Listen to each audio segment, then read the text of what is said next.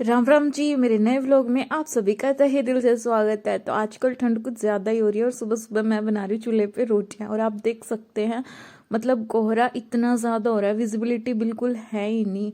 और ऐसे मौसम में चूल्हे पे रोटियां बनाना बहुत मुश्किल तो है, लेकिन जब आँच के आगे बैठ के रोटी बनाते हैं ना तो सारी ठंड भी दूर भाग जाती है। आपने खाई है कभी चूल्हे की रोटियां? हेलो करो, हेलो। मैं हूँ मिशिका और मैं मेरी मम्मी को पढ़ने नहीं दे रही हूँ। बोल। अरे बाय, मैं जा रही हूँ। आपको चलना है? चलना है आपको? आ जाओ तो आओ, कम कम। अरे, और अब मेरी बेटी को सुला के मैं यहाँ पढ़ने बैठ जाती हूँ। ऐसे मौसम में पढ़ना बिल्कुल महाभारत ही है, क्योंकि दिन बहुत छोटे छोटे लगते हैं। लेकिन मैं ऐसा करती हूँ कि जब भी मेरे को टाइम मिलता है ना, मैं बस पढ़ने बैठ जाती हूँ। कोई फिक्स टाइम टेबल नहीं है, क्योंकि बच्चों के साथ है ना टाइम टेबल वर्क ही नहीं करता। और जब टाइम टेबल पे आप फॉलो नहीं कर पाते ना तो एक अजीब सी फ्रस्ट्रेशन होती है। इसीलिए मैंने कोई टाइम टेबल नहीं बनाया। मैं को जब फ्री होती हूँ ना मैं तभी पढ़ने बैठ जाती हूँ। और मेरे हिसाब से हाउस वाइफ के लिए यही सुटेबल है, खासकर तब जब आपके साथ बच्चे हों। वैसे अगर अकेला इंसान हो तो शादी के बाद भी टाइम टेबल मैनेज कर सकते हैं, लेकिन अगर आप एक फैमिली में रह रहे हो जहाँ पे छोटे बच्चे हैं तो जब आपको टाइम मिले ना बस तब पढ़ने बैठ जाओ। इसके लिए आपको खुद प्रिपेयर करना पड़ेगा अपने माइंड को और अपने मन को भी, कि भाई मेरे को अगर पढ़ना है तो पढ़ना ही है। हाँ, आप एक लिमिट सेट कर सकते हो कि मुझे 2 से 3 घंटे 4 घंटे, मतलब सबकी लाइफस्टाइल के हिसाब से अलग अलग टाइम होता होगा, तो उस हिसाब भाई से अब ये अपना मैडम उठ पढ़ाई चुकी में है, थोड़ा थोड़ा लाड़ लाड़ प्यार प्यार इसको भी देते हैं। इसे क्या पता मेरी मम्मी का पेपर है, इसको तो अपनी मम्मा चाहिए ही टाइम टू टाइम। और वो शादी से पहले लोग डायलॉग मारते थे ना कि शादी के बाद पढ़ लेना, बच्चे की किताब पढ़ा कर। देख लो, ये बच्चे किताब भी पढ़ा कर, इसको वो हर चीज़ चाहिए जो मैं यूज़ करती हूँ। अभी फ़िलहाल ये पेन दे के बैठ गई है और अभी इसको खिलाते हैं। और ये शाम का टाइम था, शाम के टाइम हम बाहर बैठे थे तभी यहाँ पर एक बिल्ली आ गई थी। और ये बिल्ली ना मिशिका की फ्रेंड है। और आप देखो मतलब इसकी एक्साइटमेंट देखो, कितनी खुश हो रही है बिल्ली को देखकर। और यहाँ बड़ी केयरफुली ये बिल्ली भी ना हमसे बहुत फ्रैंकली हो गई है, मतलब इसको डर नहीं लगता और ये हमारे साथ खेलती ही रहती है।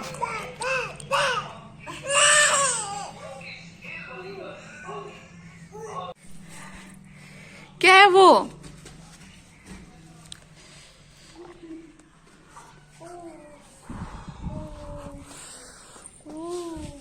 क्या थी? क्या था? क्या था बच्चे? वो थी, बाबा थी। ओश ओश ओश। अरे हाँ, पकड़ इसको। गई वो रही। ओए हो,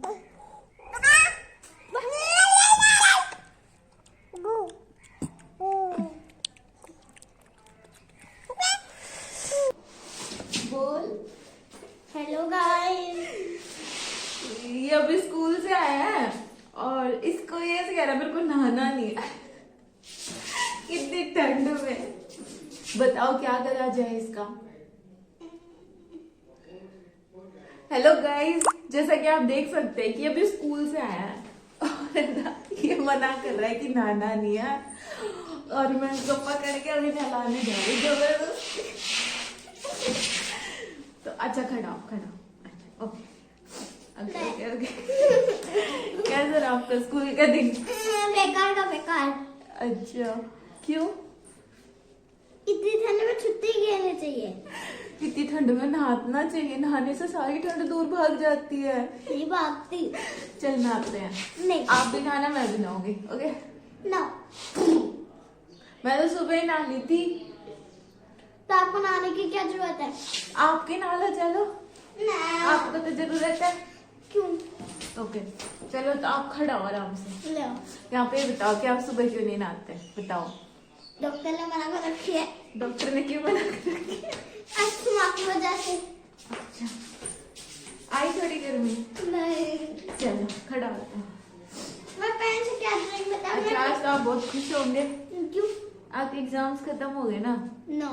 नो, हो तो गए। आज क्या किया स्कूल में? स्कूल में कुछ खास नहीं। बताओ क्या किया। डैडी छोटा बच्चा डैडी खड़ा हो, कपड़े निकालो, चेंज। आज वीडियो में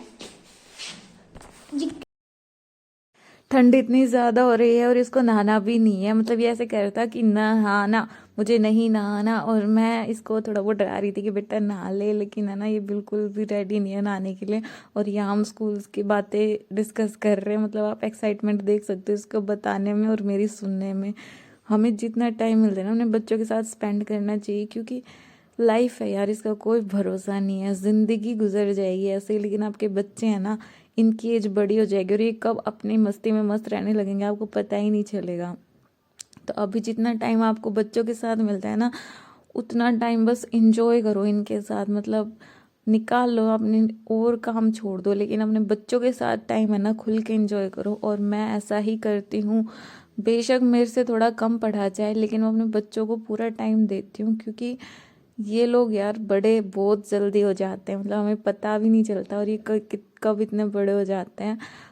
पढ़ाई करना हमारे हाथ में है, लेकिन इनका बढ़ना वो हमारे हाथ में नहीं है। एक दिन ऐसा आएगा कि ये लोग बिजी होंगे और हम बिल्कुल फ्री होंगे, तब ये सारी बातें याद आएगी कि काश हमने उस टाइम अपने बच्चों को टाइम दिया होता, तो हमारे पास बहुत ज़्यादा यादें होती, बहुत ज़्यादा मेमोरेबल मोमेंट्स होते।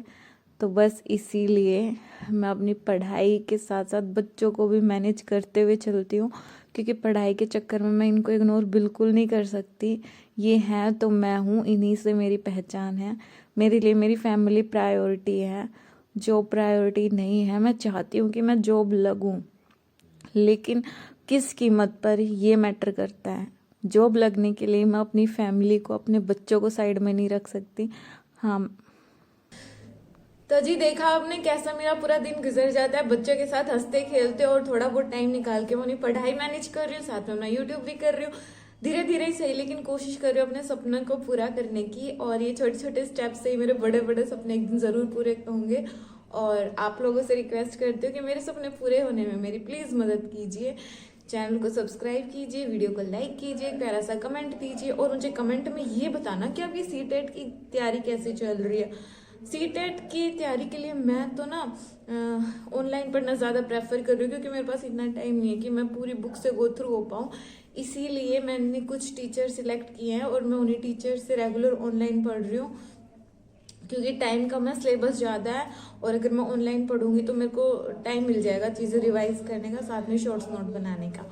बाकी आप लोग मेरे को बताइए कि आपकी तैयारी कैसी चल रही हो और आप कैसे